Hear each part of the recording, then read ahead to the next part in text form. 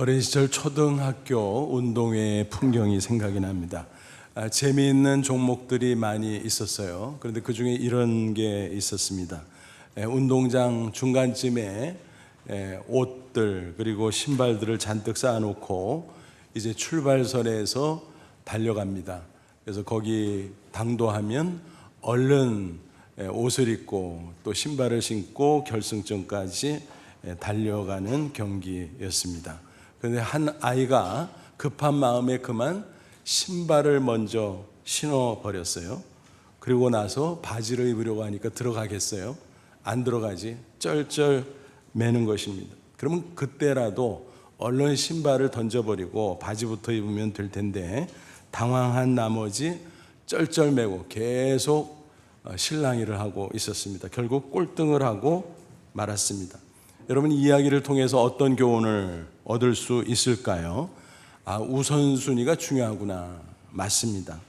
중요한 것을 먼저 해야 되는데 덜 중요한 것에 집착을 하다 보면 일을 망치게 된다는 것입니다. 우리 인생도 마찬가지라고 생각을 합니다. 예수님께서 오늘 본문에서 강조하시는 바가 바로 그런 원리입니다. 인생의 우선순위를 잘 지키라. 만약 그러지 않으면 인생이 고달파진다라는 말씀이죠. 염려가 생기고 또 근심에 짓눌리게 된다라는 것입니다. 그런데 인생의 우선순위를 정확하게 지킬 수 있다면 어떻게 될까요? 자유가 있습니다.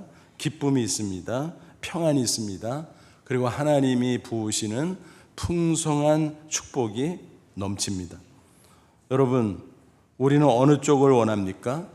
두말할 필요가 없지요. 인생의 우선순위를 올바르게 세워야 되겠구나. 우리가 그런 판단을 하게 됩니다.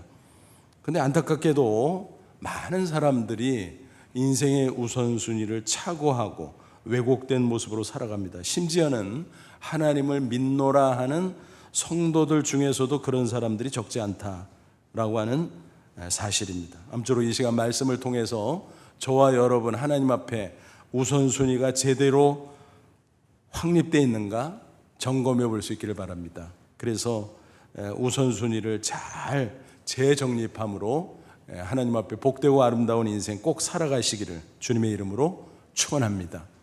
오늘 본문은 잘 아시는 말씀이죠. 예수님의 산상수훈 가운데 일부분입니다. 산상수훈은 마태복음 5장부터 7장까지 기록이 되어 있는데 한마디로 말하면 천국 시민 헌장입니다. 하나님의 자녀, 하나님의 백성이 됐느냐? 그럼 마땅히 이와 같이 살아라. 그 교훈의 말씀을 모아 둔 것입니다. 그 중에서 오늘 본문의 이 대목은 천국 백성의 가치관에 관한 말씀입니다. 인생에서 과연 무엇이 중요하냐? 그것을 깨닫고 거기에 맞춰 살라라고 하는 것입니다. 한마디로 인생의 우선순위에 관해서 증거해 주신 것입니다. 적어도 우리는 오늘 이 말씀을 통해서 교훈받고 인생의 우선순위에 절대로 착오를 하면 안 되겠습니다. 오늘 본문은 어떻게 구성되어 있을까요? 크게 둘로 나누어 생각해 볼 수 있는데 하나는 잘못된 우선순위, 그리고 또 하나는 올바른 우선순위. 그것을 추구할 때 각각 어떤 결과가 나타나는가, 그것을 비교해 볼 수가 있습니다. 당연히 우리는 올바른 우선순위를 확립해야 되겠죠. 그것이 얼마나 복되고 아름다운가 하는 것을 확인할 수 있기를 바랍니다. 먼저 잘못된 우선순위가 무엇인가? 한마디로 말하면 세속적인 가치를 중시하고 추구하는 것입니다. 심지어는 그것에 집착하는 것입니다. 우리가 세상을 살아가기 때문에, 그리고 육체를 갖고 있기 때문에 세속적인 가치를 추구하는 것 어때요? 당연한 거지 라는 생각이 들게 됩니다. 하지만 예수님은 뭐라고 말씀하세요? 그거 아니야. 그거는 어리석은 거야 라고 지적하십니다. 산상수훈이니까 예수님께서 산 위에서 하신 말씀이잖아요. 그 당시 그 풍경을 한번 상상해 보세요. 예수님께서 열심히 말씀을 전하시는 가운데 많은 사람들이 잘 듣고 있습니다. 그런 가운데 하늘에 새들이 날아다녀요. 그리고 주위에 꽃들이 피어 있어요. 예수님께서 그것을 가리키면서 말씀을 하신 거예요. 말하자면 그런 것들을 시청각 교제로 활용하셨다, 그렇게 이해하시면 되겠습니다. 먼저 25절 보시죠. 그러므로 내가 너에게 이르노니 목숨을 위하여 무엇을 먹을까, 무엇을 마실까, 몸을 위하여 무엇을 입을까 염려하지 말라. 목숨이 음식보다 중하지 아니하며 몸이 의복보다 중하지 아니하냐 그랬습니다. 육체를 가지고 있으니까 의식주 문제 신경 쓰는 거 당연해요. 먹어야 살고 마셔야 살고 입어야 살기 때문에. 그렇지요? 그 필요를 무시하자, 그 말씀이 아닙니다.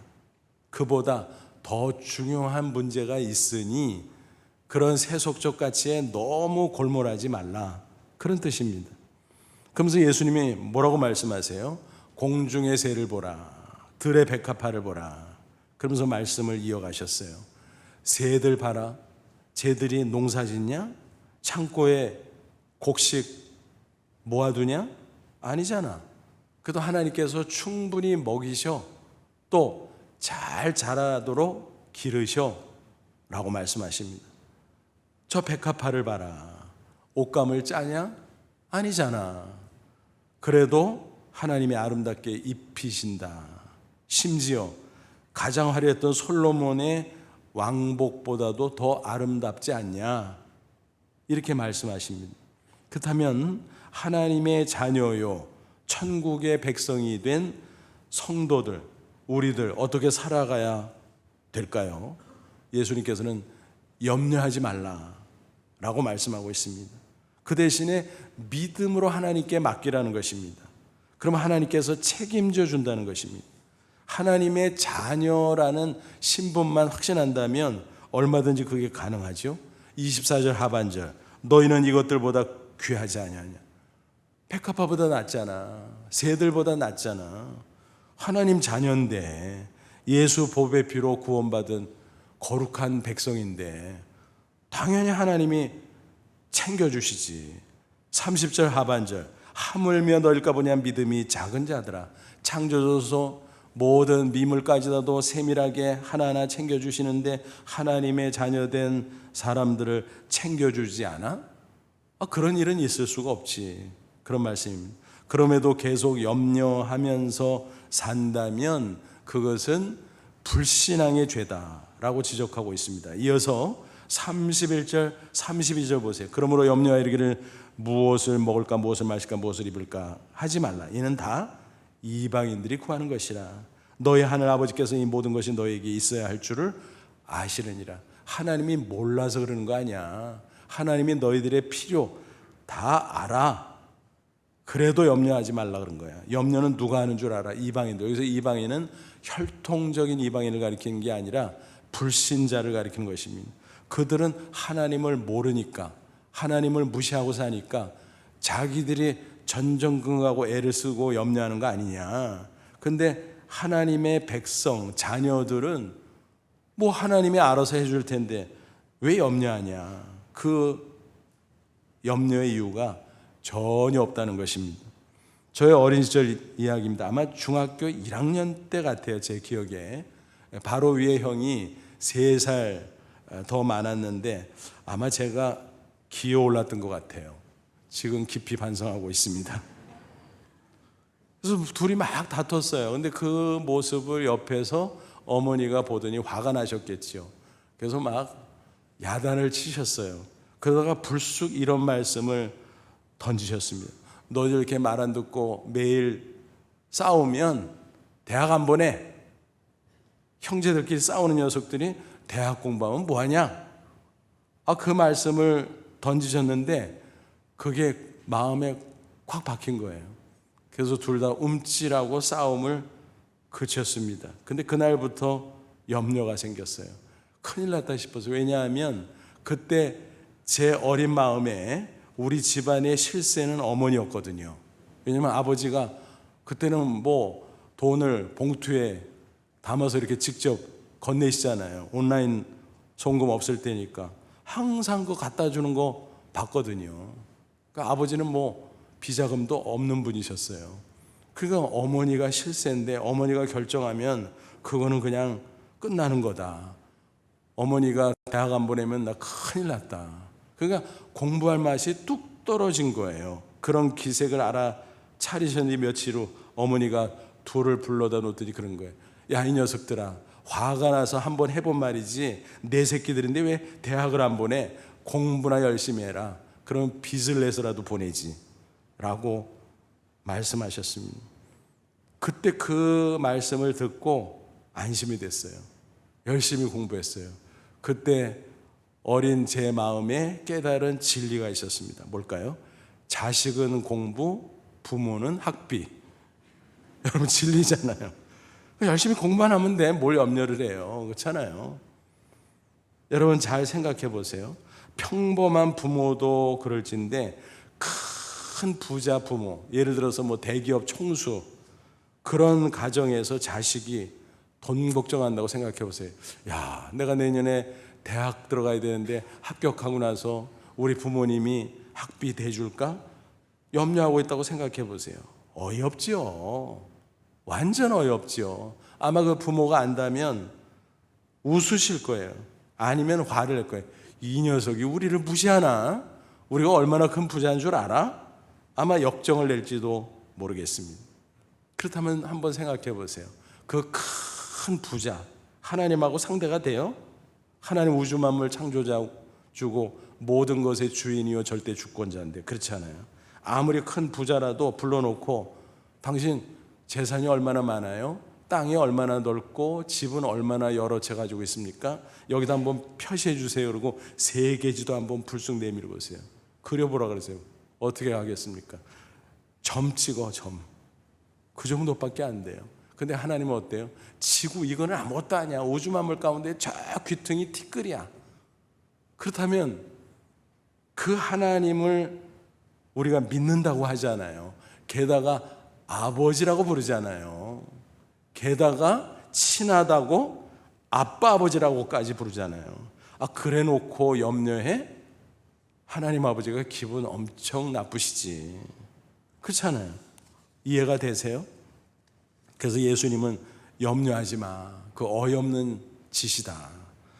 그러면서 염려는 백해무익하다고 말씀하십니다. 27절, 너희 중에 누가 염려함으로 그 키를 한 자라도 더할 수 있겠니? 예를 들어서 어떤 사람이 아니 나는 왜 이렇게 키가 작은 거야? 컸으면 좋겠어 하고 맨날 염려해.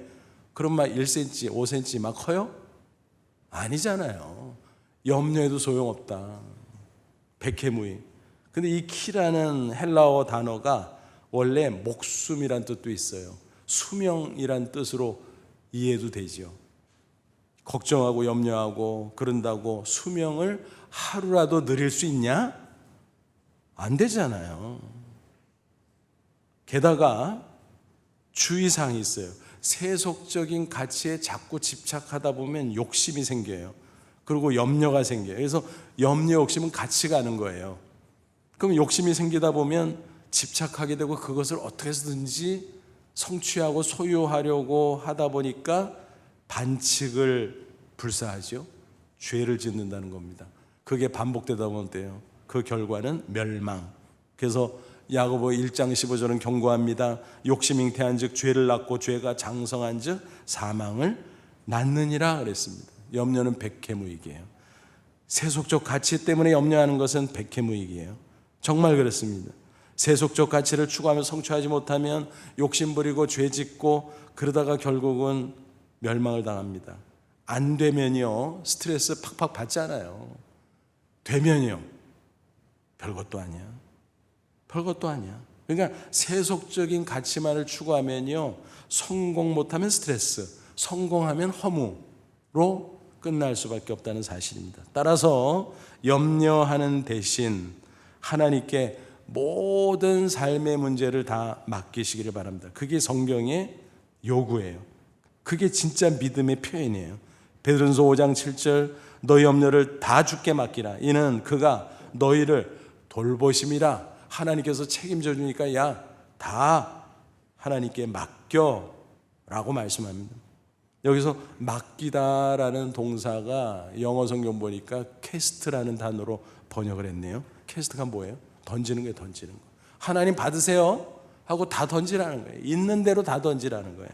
그게 바로 염려를 하나님께 맡기는 것이고 그게 믿음의 사람의 올바른 태도다라고 하는 것입니다. 잘 생각해 보면 정말 하나님께 맡기는 게 최선이에요. 하나님께서 사실은 다 해주는 거예요. 우리는 그 안에 있어요. 가끔 지하철을 탈 때마다 저는 그것을 느끼면서 은혜 받고 감사합니다. 특별히 사람들이 많이 붐비는 시간대에 지하철을 타러 가면 막 계단으로 막 사람들이 얼마나 막 내려가잖아요. 물 밀듯이 막. 차가 딱 정차하면 문이 쫙 열리고 사람들이 또 쏟아져 나오잖아요. 그럼 밖에 있던 사람들이 또 들어가고 타고, 그 사람들이 막 뒤엉킨 그 큰 군상들을 보면 와, 사람 많다, 사람 많아, 진짜 사람 많아. 밤중에 특히 그런 생각이 많이 들어요. 야, 저 사람들은 한 명 한 명이 다 집이 있어서 집으로 들어가겠지? 그렇잖아요. 어떤 형태의 집이든. 또 야, 저 사람도 오늘도 세 끼 먹었겠지? 또 많이 마셨겠지? 야, 보니까 형형색색 여러 가지 색깔 여러 가지 모양 옷을 다 나름대로 차려 입었네. 세상에, 그게 어마어마하잖아요. 야, 먹고 마시고 입고 세상에 필요한 것들 다 이렇게 가지고 사용하고, 야, 대단하다 대단하다. 어떻게 이게 다 돌아가지? 하나님이 해주시는 거예요. 인간들이 노력하잖아요. 반문합니까? 따져볼까요 한번? 그래서 먹는 거, 농사 지어야 곡식 또 열매 나오고 그거 갖다가 취식할 거 아니겠습니까? 근데 농사 인간이 짓는 거예요? 인간도 수고하기는 하지. 농부가 열심히 수고하는 것은 맞아요. 가상한 일이에요. 하지만 하나님께서 비를 내려주지 않고 바람을 보내주지 않고 햇볕을 또 쪼여주지 않고 그럼 어떻게 돼요? 농사 망치지요. 헛수고가 되는 거예요. 그러니까 하나님이 해주시는 게 대부분이네. 그렇습니다. 하나님의 은혜로 다 되는 거예요. 우리는 농사 안 짓잖아. 그 유통이 잘 돼서 나에게까지 와야 되잖아요. 여러분, 유통이 쉬워요? 인간들이 노력하면 다 돼요? 아니요. 우크라이나 러시아 전쟁 빵 터지니까 세계 곡식의 창고라고 불리는 우크라이나, 농산물이 잔뜩 쌓였는데 이게 유통이 안 돼. 다행히 회담해가지고 이제 화물선이 곡식을 싣고 출발하기 시작했다 그래서 반가운데, 그래서 후반기에는 곡물값이 좀 떨어진대요. 기대해 봅니다. 그거 생각하면 야, 정말 그렇구나. 인간의 마음대로 되는 게 아니에요. 하나님께서 허락하셔야 되는 것입니다. 나는 장사하는데, 여러분, 비즈니스는 나 혼자 하는 겁니까? 아니요. 하나님이 다 여건을 조성해 줘야 되는 거예요. 만약 내 마음대로 내 노력대로 다 된다면 이 세상에 망할 자가 어디 있어요? 실패할 자가 어디 있어요? 나는 직장 다니는데, 직장 다녀도 마찬가지야. 하나님이 건강 주시니까 출근하지. 교통도 내 마음대로 돼요? 내 마음대로 되면 지각하나? 하나님이 허락해야 정각에 출근할 수 있는 거예요. 하나하나 따져보면 다 하나님의 은혜. 그러니까 신자와 불신자의 차이는 뭐냐? 그것을 인정하고 아는 자, 아니면 그거를 전혀 모르고 자기 혼자 잘났다고 사는 거. 그 차이예요. 그러니까 불신자는 어때요? 본인이 노력하면 되는 줄 알고 하는데 돼? 안 되잖아요. 막히잖아요. 그러니까 낙심하고 막 전전긍긍하다가 때로는 절망하고 자포자기하고 극단적으로 그렇게 갈 수밖에 없는 거예요. 하나님은 인정하지 않으니까. 그러나 신자는 어때요? 믿음이 있으니까 어려운 일 닥치면, 막히면 하나님 믿음으로 바라보고 하나님께 부르짖어 기도하고 그러면 되는 거 아니겠습니까? 그래서 염려하지 마. 다 하나님께 맡겨. 그렇게 성경은 누누이 말씀하고 있습니다. 그러면서 주님은 뭐라고 말합니까? 다시 25절 보면, 그러니까 육체로의 세속적인 가치는 다 하나님께서 책임져 줄 거니까 맡겨버리고 진짜 중요한 것에 관심을 두라라고 말씀합니다. 그러므로 내가 너에게 이르노니 목숨을 위하여 무엇을 먹을까, 무엇을 마실까, 몸을 위하여 무엇을 입을까 염려하지 말라. 목숨이 음식보다 중요하지 않으며 몸이 의복보다 중요하지 아니하냐. 뭐예요? 의식주 자체보다 생명에 신경 써라. 생명에. 그 생명은요, 육체의 생명보다 더 귀중한 영혼의 생명까지를 지적하고 있는 것입니다. 그러므로 올바른 우선순위를 정립해라 라고 강조하십니다. 33절 그런즉 너희는 먼저 여기에 관심 두고 집중해 이것을 추구해 그 말씀이에요. 너희는 먼저. 그래서 우선순위 중에서도 가장 중요한 거니까 뭐 최우선순위 first priority를 딱 정하고 그것을 향해 나가라 그랬습니다. 그게 뭐라 그랬어요? 하나님의 나라와 하나님의 의. 그것은 한마디로 표현하면 천국의 가치입니다. 하나님의 나라가 뭐예요? 장차 들어갈 천국도 포함되지만 그 이전에 하나님의 통치권 안에 우리가 있는 것을 의미해요. 그래서 하나님 다스림 속에 살아라 그 소리예요. 하나님의 의는 뭐예요? 하나님의 의로운 뜻, 그것을 지키면서 실천하면서 살아라 라는 것입니다. 그러니까 하나님의 다스림 속에 사는 거죠. 이게 천국 안에 사는 거예요. 이 땅에서도 장차 천국에 들어가기 전부터.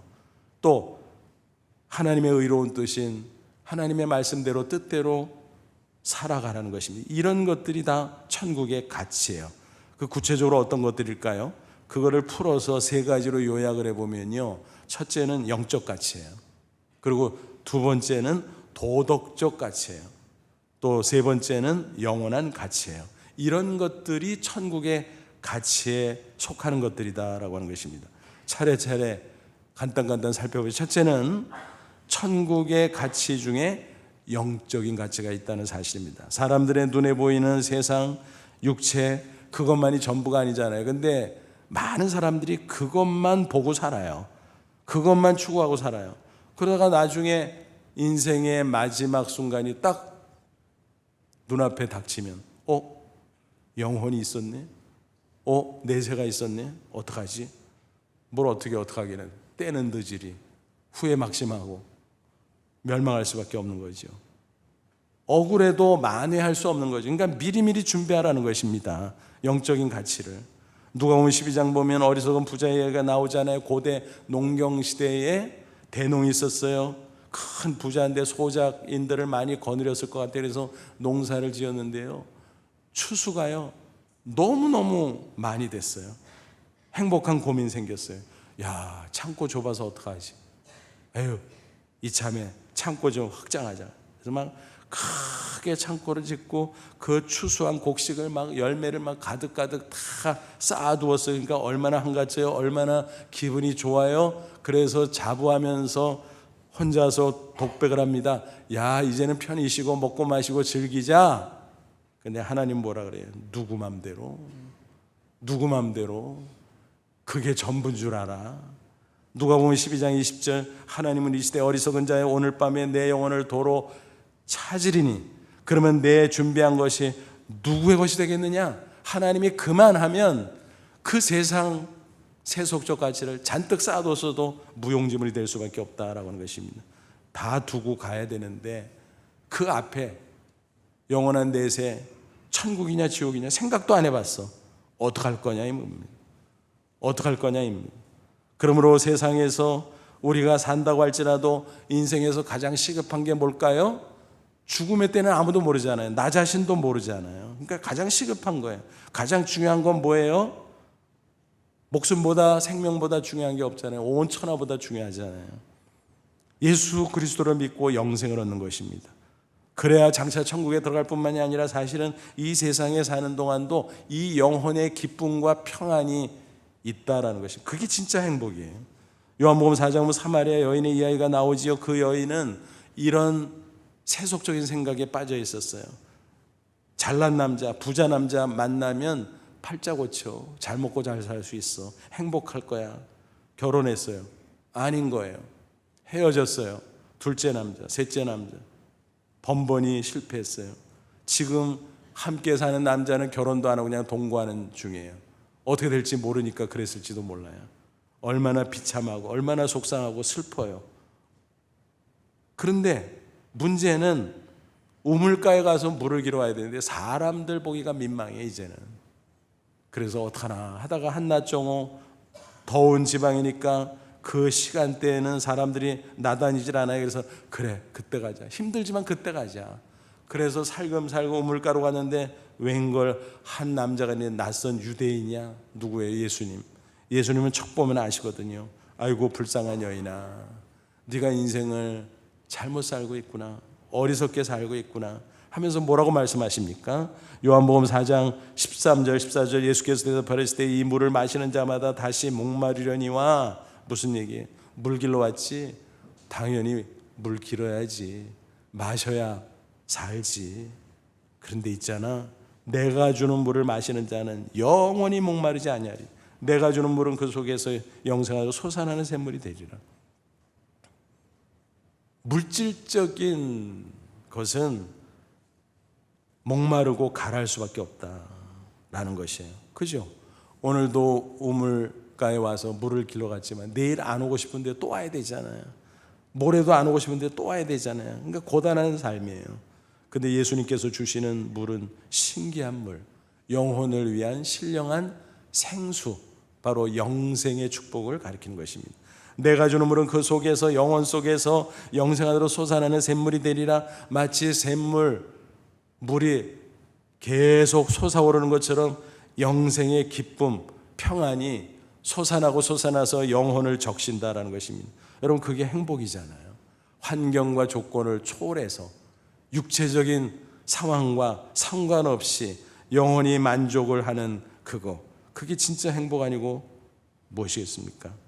세상의 많은 물질, 권세, 명예, 쾌락 등으로 얻을 수 없는 진짜 행복, 바로 그겁니다.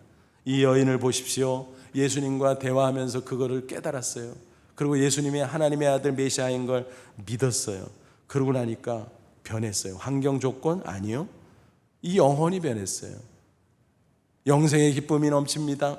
그러니까 너무너무 기뻐가지고 그렇게 피해 다녔던 마을 사람들을 찾아가서 여보시오, 예수라는 분 내가 만났는데 그분이 하나님의 아들 메시아야, 가서 만나봐.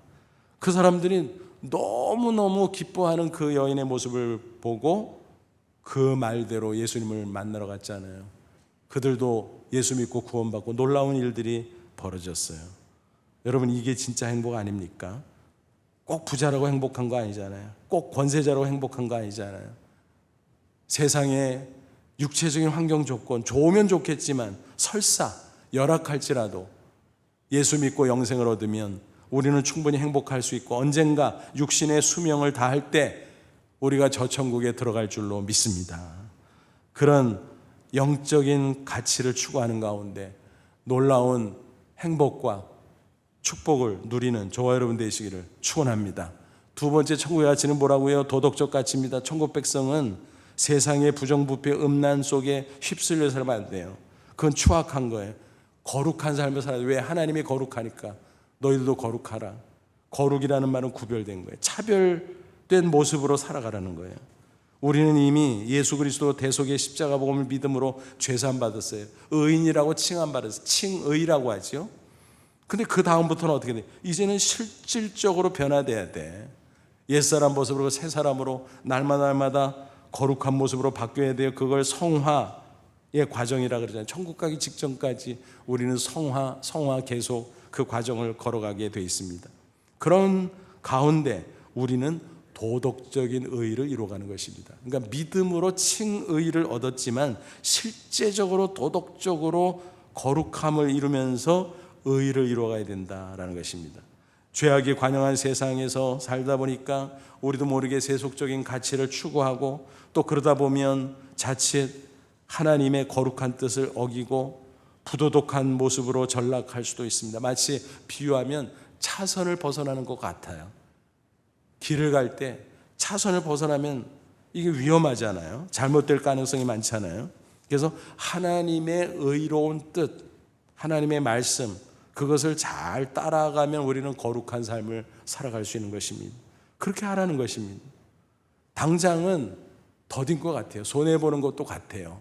막 사람들은 요리조리 그냥 차선 무시하면서 막 싱싱 달려. 저 앞에 가니까 나만 바본가 싶어요. 그런데 좀 이따 보자 그래요. 좀 이따 보면요, 하나님이 인정하기에, 하나님이 함께 하시기에 반드시 승리할 줄로 믿습니다.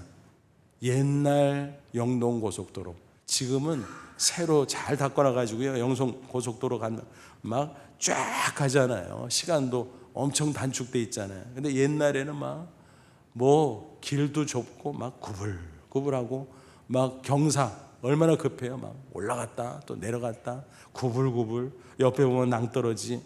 제가 운전을 아주 능숙하게 하지 못할 때에 있었던 일입니다. 밤중인데 비가 오는 거예요. 그러더니 부슬부슬 비 오는 가운데 안개가 쫙 꼈어요. 껌껌하지 안개 꼈지요. 비가 와서 도로는 미끄러울 것 같지요. 근데 옆에 보니까 낭떠러지죠. 야, 이거 어떻게? 너무너무 무섭더라고요. 이건 내가 목적지까지 잘 도착할 수 있을까? 근데 다행히 가만히 보니까 그 짙은 안개 속에서도 차선이 보이는 거예요. 차선이. 살았다. 차선만 따라가면 되잖아요. 그래서 차선만 뚫어지게 보면서 잘 따라갔어요. 어떻게 됐을까요? 안전하게 당도했어요. 여러분, 우리 인생도 마찬가지예요. 하나님의 의로운 뜻, 말씀의 차선을 따라 잘 따라가다 보면 더딘 것 같지만 빨라요. 손해보는 것 같지만 이익을 보게 돼 있어요. 그것이 우리의 믿음인 것입니다. 잠언 16장 8절에 이렇게 말씀합니다. 적은 소득이 공의를 겸하면 많은 소득이 불의를 겸한 것보다 많으니라. 무슨 얘기예요?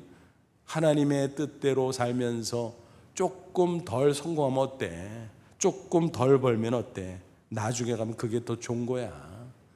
세상에서 성공해 보겠다고 돈 좀 더 많이 벌어보겠다고 차선 어기고 반칙하고 죄짓고 그렇게 살면 잘 될 것 같아? 나중에 엎어져. 나중에 잘못돼. 크게 손해봐. 그렇게 말씀하고 있는 것입니다. 그래서 하나님은 청빈을 기뻐하세요. 그렇다고 하나님이 부를 미워한다, 부정한다, 그거 아니에요. 왜냐하면 모든 부의 주인이 하나님인데 왜 그걸 부정하고 무시하겠어요? 하나님이 주시는 부라면, 또 하나님의 뜻대로 살면서 얻게 된 부라면 너무너무 또 귀한 거죠. 또 선용하면 그 부는 너무너무 아름다운 거죠. 그래서 청빈도 귀하지만 청부도 귀합니다.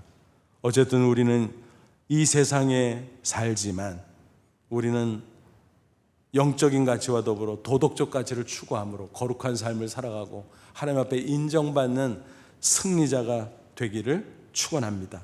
마지막 세 번째로 천국의 가치 중에 영원한 가치가 있어요. 여러분, 세상 것들은 어때요? 세월과 더불어 다 흘러가고 사라지잖아요. 베드로전서 1장 14절, 그러므로 모든 육체는 풀과 같고 그 모든 영광은 풀의 꽃과 같도다. 풀이 얼마나 신속하게 시들어요. 근데 거기 달린 꽃은 더 빨리 시들지. 세상의 부귀영화는 그렇게 쉬이 사그라진다라고 하는 것입니다. 권세도 마찬가지, 다 사라집니다. 그래서 화무 11홍이요 건불 10년이라 라고 말씀하잖아요. 열흘 동안 꽃이 북드냐? 금방 시들어든다라는 것입니다. 권세가 10년 가드냐? 요즘에는 5년도 못 가. 정권 바뀌면 난리야 난리. 여러분, 그런 겁니다. 세상의 가치는 일시적인 가치예요. 금세 사라지는 것입니다. 그렇기 때문에 세상의 가치를 우리가 얻었다면 그것을 빨리빨리 전환해야 돼요. 어떻게 해요? 영원한 가치로, 영원히 사라지지 않는 가치로 빨리빨리 바꿔놔야 돼요. 에스더를 보세요. 그는 잘 아시는 대로 포로 소녀였잖아요. 조실부모하고 고아였는데 사촌오빠 모르드게가 키워줬어요. 근데 놀랍게도 하나님의 섭리 가운데 바사 제국, 바벨론이 망하고 바사 페르시아 제국이 들어섰는데 그 제국의 왕후가 됐네. 대박. 이런 큰 성공이 어디 있어요? 만세죠, 만세. 그런데 거기서 끝났다면 소개도 안 해요. 소개도 안 해요. 그것을 에스더는 영원한 가치로 전환했다라는 것입니다. 어떤 일이 벌어졌어요? 하만이라고 하는 고위 관리 총리가 있었는데 그 유대인들을 너무 싫어해서 학살을 하려고 날 잡아놨어요. 그러니까 모르드게가 미움받는 가운데 그런 일이 벌어져요. 모르드게가 너무너무 기가 막힌 거예요. 자기 동족들과 함께 금식하고 길거리 나가서 기도하는데 왕궁에 있는 에스더는 깜깜 하나도 몰라. 너무너무 안타까워서 전가를 벌였어요. 야, 네가 나서야 되겠다. 우리 민족 다 죽는다. 근데 에스더도 또 입장이 난처했어. 왜냐하면 왕실 경호법상 왕이 불러야 갈 수 있어. 왕후도. 혹시 그냥 함부로 나갔다가 기분 나쁘면 잘려, 폐위시키거나 심지어는 죽일 수도 있어. 그거 얼마나 무서워요. 그래서 오빠, 왕이 나를 한 달째 부르지 않고 있어. 자칫 큰일 날 수 있단 말이야. 어떡하지? 그때 모르게 호통을 칩니다. 야, 너 왕은 누가 시켜줬어? 하나님 시켜줬잖아. 너 혼자 호요식하고 호강하라 그랬어? 이때를 위함이 아니냐? 그거 너 혼자 호강하고 끝낼 거야? 정신이 확 들어서 에스더가 회개합니다. 그리고 전가를 보내요. 알았어요. 내가 금식하고 나가겠습니다. 죽으면 죽으리라. 어떻게 됐습니까? 하나님이 함께 하셨어요. 그래서 왕이 모든 것을 알고 원수 하만을 처형합니다. 모르게가 달릴 장대 자기가 세워놓고 거기 달려서 처형을 당해요. 그리고 유대인들이 학살당하기로 예정됐던 그날이 국경일 잔칫날이 돼요. 축제날이 돼요. 세상에. 사촌오빠 모르드게는 왕궁 수의장이었는데 세상에 총리가 되네. 에스더는 왕의 총애를 더 크게 받고 더 존귀해지네. 그 과정을 옆에서 지켜보던 바사 사람들이요, 깜짝 놀라가지고, 아니 저 사람들은 왜 저래? 아이고, 알고 보니까 여호와 하나님을 믿어. 그걸 우리도 믿을래. 너도 나도 하나님 믿게 됐다는 것입니다. 에스더 8장 17절, 왕의 어명에 이르는 각 지방 각읍에서 유다인들이 즐기고 기뻐해 잔치를 베풀고 그날을 명절로 삼으니 본토 페르시아 사람들이 유다인을 두려워하여 유다인 되는 자가 많았더라. 유대인 얼굴로 성형했다는 얘기 아니잖아요. 뭐예요? 나 하나님 믿을래, 영적인 이스라엘 될래, 그랬다는 거예요. 요즘 용어로 말하면 선교의 놀라운 역사가 이루어졌다는 것입니다. 뭐를 통해서요? 에스더가 걸었어요. 목숨도 걸고 왕후직도 걸고 다 걸었어. 그거를 영원한 가치로 바꿨습니다. 그럴 때 에스더는 정말 그 이름 그대로 하늘에서 영원히 빛나는 존재가 될 수 있었다는 사실입니다. 그렇습니다, 여러분. 영원한 가치는 뭡니까? 하나님의 영광을 위해서 사는 것입니다. 또 우리를 구원해서 영원한 천국으로 인도하는 이 복음을 위해서 사는 것입니다. 그것만이 영원한 가치로 남는 것입니다. 그러니까 진짜 지혜로운 사람은 누굴까요? 진짜 부자는 뭘까요? 세속적인 가치, 우리가 육체를 가지고 필요해요. 하나님이 주시기도 해요. 근데 그거를 그냥 쌓아놓고 나만 누리고 끝나지 말고, 왜냐하면 사라지는 거니까 사라지기 전에 영원한 가치로 바꾸라는 거예요. 어떻게? 선용하라는 거예요. 하나님의 영광을 위해서, 또 복음을 위해서. 세상 사람들은 무조건 무엇인가를 추구해요. 물질, 권세, 출세, 성공, 등등. 근데 진짜 중요한 건 뭐예요? 그 다음이죠. next. 그 what이 뭐를 위한? for what? 뭐를 위하지? 그게 더 중요한 겁니다. 목적같이. 그래서 바울은 권면합니다. 고린도전서 10장 31절. 그런즉 너희가 먹든지 마시든지 무엇을 하든지 다 하나님의 영광을 위하여 하라. 높든 낮든 또 많든 적든 상관없이 자기의 분야에서 자기의 위치에서 하나님의 영광을 위해서 살아가면 그것이 영원한 가치가 된다. 그런 가치를 추구하는 사람은 천국에서도 별처럼 영원히 빛날 것이다. 성경은 말씀합니다. 다시 본문 33절 보세요. 감사하게도 후반절에 예수님께서 뭐라고 말씀하셨나요? 그런즉 너희는 먼저 그의 나라와 그의 의를 구하라. 그리하면 이 모든 것, 육체를 위해서 필요한 것들, 그 일체를 너희에게 더하시리라 그랬어요. 더하시리라. 육체만 바라보고 세속의 가치만 추구한다고 하다가 되지도 않는데, 우리는 천국의 가치를 막 추구하다 보면 하나님이 그것도 이루고 세상의 가치도 더해 주시고, 수지 맞는 길이죠, 여러분. 백화점 왕으로 불리는 존 원홈메이커의 이야기입니다. 워낙 유명한 분이죠. 이런 일화가 있잖아요. 대통령이 최신부 장관직을 제의했어요. 덥석 받을 텐데 보통 사람은 거절하는 거예요. 그러니까 뜻밖이라 대통령이 물었어요. 아니 왜 그래요? 왜? 남들은 서로 하려고 그러는데. 내가 필라델피아 본교에 있는데 거기 주일마다 가야 돼요. 게다가 나는 주일학교 교사하고 있는데 그거 해야 돼요. 아니 그게 그렇게 중요해요? 당연하지요. 이렇게 대답했다고 합니다. 장관직은 잠시 하는 부업이지만 주일학교 교사직은 평생 감당할 본업이에다. 어쩔래요? 할 말 없잖아요.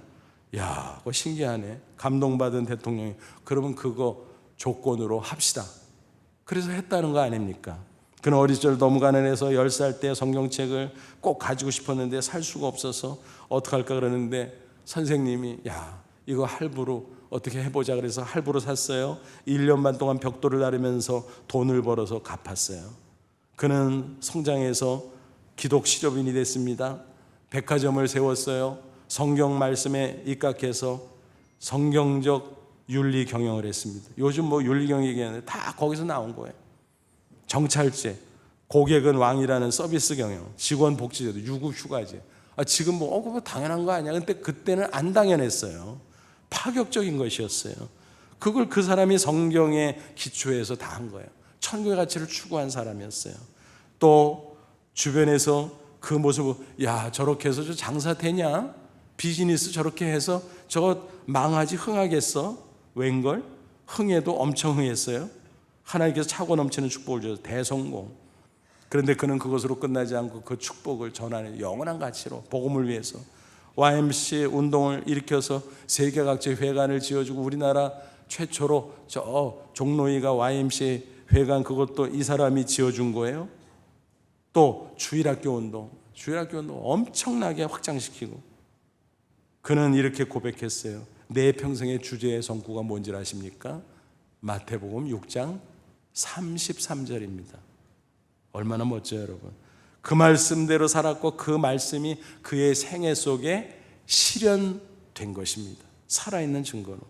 여러분, 우리가 신앙생활 한다고 하면서도 인생의 우선순위가 하나님 앞에 바로 세워지지 않으면 그거는 정말 안타까운 일이에요. 예수 믿으면 천국은 가겠지. 근데 이 세상의 삶이 풍성하지를 못해요. 뒤죽박죽 될 수도 있어요. 그러므로 하나님 앞에 인생의 우선순위를 잘 세울 수 있기를 바랍니다. 그런 사람이 성숙한 믿음의 사람이에요. 아무쪼록 예수 그리스도 안에서 우선순위를 잘 정립함으로 천국을 얻을 뿐만이 아니라 이 땅에 사는 동안 덤으로 세상의 축복도 풍성히 얻어 누리는 저와 여러분 다 되시기를 주님의 이름으로 축원합니다. 기도하겠습니다. 이 말씀 붙잡고 기도하죠. 하나님, 그렇습니다. 예수 믿고 영생 얻고 천국 가게 해주신 것 감사합니다. 험악한 세상 살지만 이곳에서도 천국을 살게 하옵소서. 천국의 가치를 추구하게 하옵소서. 영생의 기쁨을 누리며 천국을 소망하게 하시고 거룩하신 하나님 앞에 도덕적인 가치를 추구하며 살게 하시고 사라질 것을 영원한 가치로 바꾸는 지혜로운 사람이 되게 해 주옵소서. 그래서 이 땅에서도 풍성한 복을 누리고 저 천국에서 별처럼 빛나는 저희들 되게 하옵소서. 다 같이 간절한 마음으로 잠시 기도합니다. 하나님 아버지 은혜를 진심으로 감사합니다. 이 시간 주의 말씀으로 우리를 새롭게 하심을 감사합니다. 다시 한번 진리의 말씀을 깨우쳐 주셨사오니 이 원칙대로 인생의 우선순위를 바로 세우고 승리하는 아름다운 인생 살아가게 하여 주옵소서. 예수님의 이름으로 기도하옵나이다. 아멘.